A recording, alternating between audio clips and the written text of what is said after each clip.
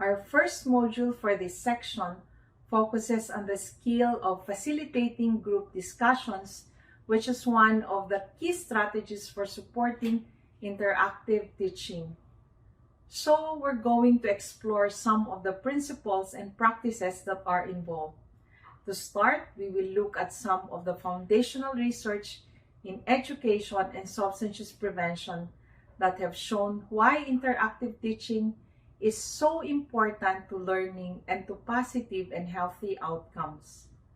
By now, Bloom's taxonomy should have already been quite familiar to you, but we want to underscore its relationship to the importance of interactive teaching to how children learn.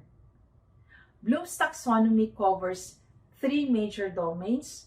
Number 1, cognitive, number 2, affective, and number 3, psychomotor. Learning at the highest level of each domain is dependent on having achieved the prerequisite knowledge and skills at the lower levels so that each domain builds on the domains underneath it.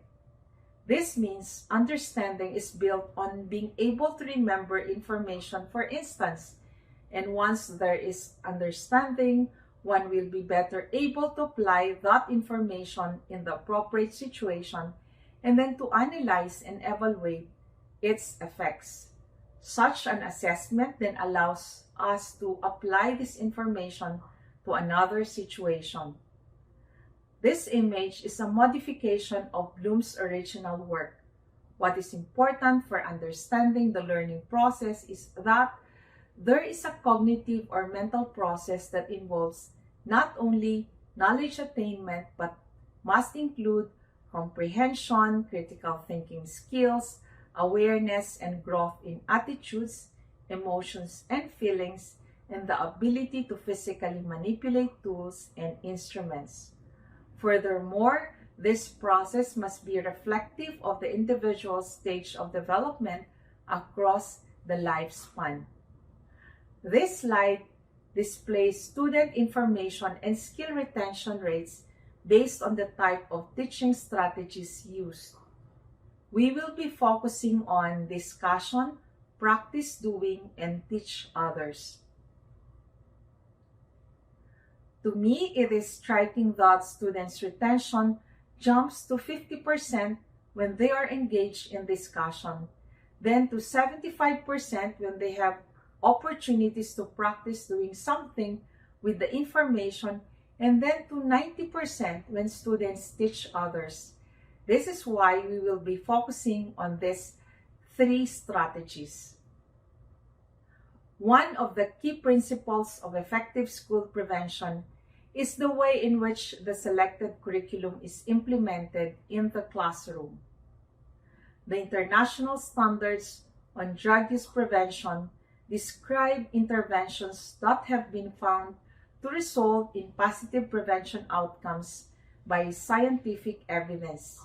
They also provide indicators for how substance use prevention interventions should be implemented, drawing on the common characteristics of interventions found to yield positive outcomes.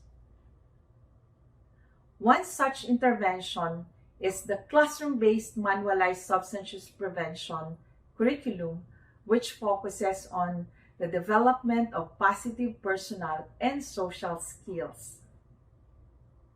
Support for such skill development in children and young people can prevent later substance use.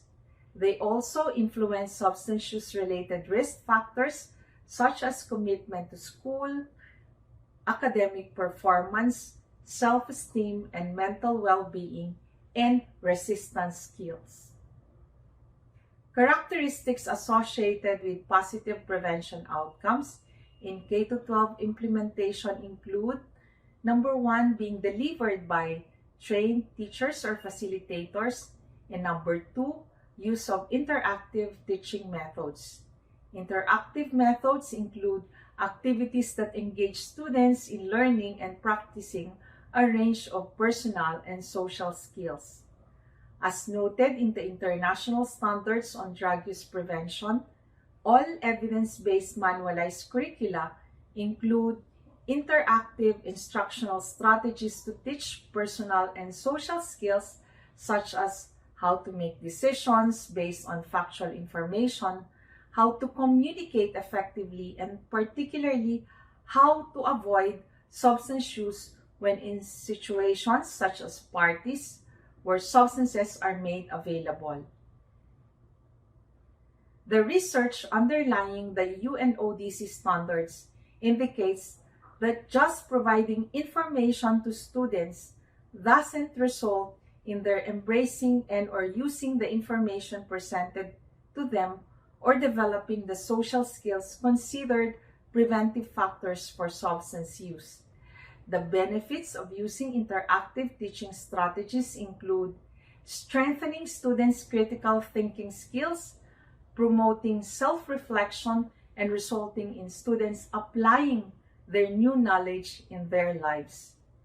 Using interactive teaching strategies means we, as teachers, need to be facilitators of learning, not lecturers or information presenters, not experts. I suspect some of you may have participated in teacher education programs in which you were positioned as the expert. Your role was that of provider of information. Shifting to using interactive teaching strategies may feel strange and a bit uncomfortable to some of you.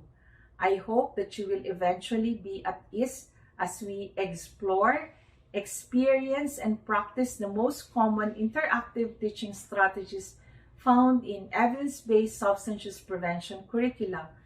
Here are the strategies for our focus. Facilitating classroom discussions which are effective and interactive, managing small group work, and engaging students in skills practice. While these are important skills and strategies for teachers to use, they are also key skills and strategies for trainers. So as you will be learning how to teach these strategies to teachers and help them strengthen their skills, you will also have the opportunity to learn or strengthen them for yourselves as teacher trainers. We are going to start with strategies for facilitating effective interactive classroom discussions. I understand this may be new information for some of you, and for others, information you already know and skills you already use. If you think you already know how to effectively facilitate interactive discussions, I hope you will share your experiences with us. I also hope you will keep an open mind and look for new ideas to help strengthen your facilitation skills. When we are helping young people develop critical thinking skills, it is important for them to have opportunities to express their opinions about content they are studying, hear others' ideas, and have discussions about differing opinions. In other words, teachers need to be skilled in leading interactive discussions with students. In facilitating effective group discussions, teachers need to master 4 critical skills or strategies. Number 1, asking questions. Number 2, using wait time. Number 3, listening to students' responses. And number 4, responding to students' ideas or comments. We will have an in-depth discussions of each of these 4 critical skills or strategies.